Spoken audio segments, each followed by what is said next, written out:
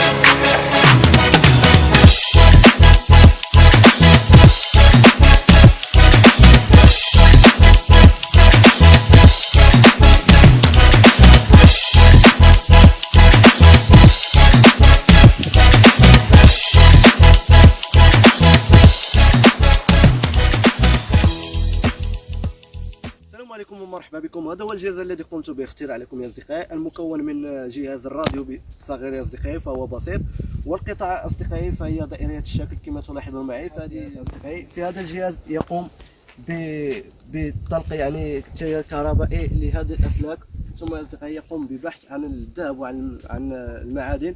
المهم خليكم معي، والان سوف نقوم بتشغيل لكم هذا الجهاز.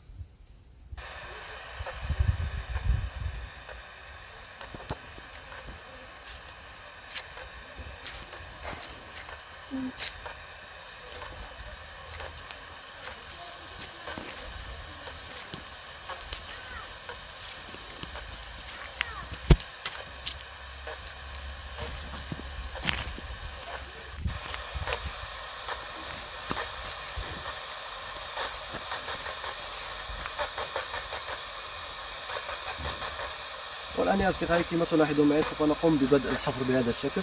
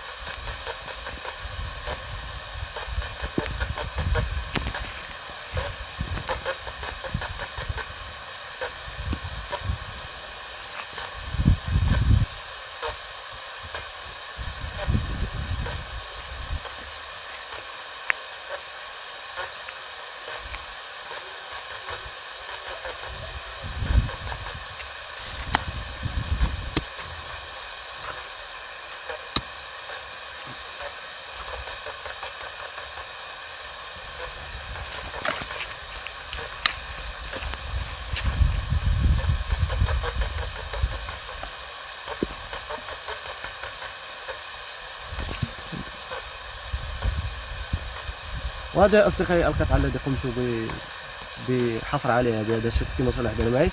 هيا نقوم بكشف عن العديد من القطع والمزيد من القطع يا أصدقائي.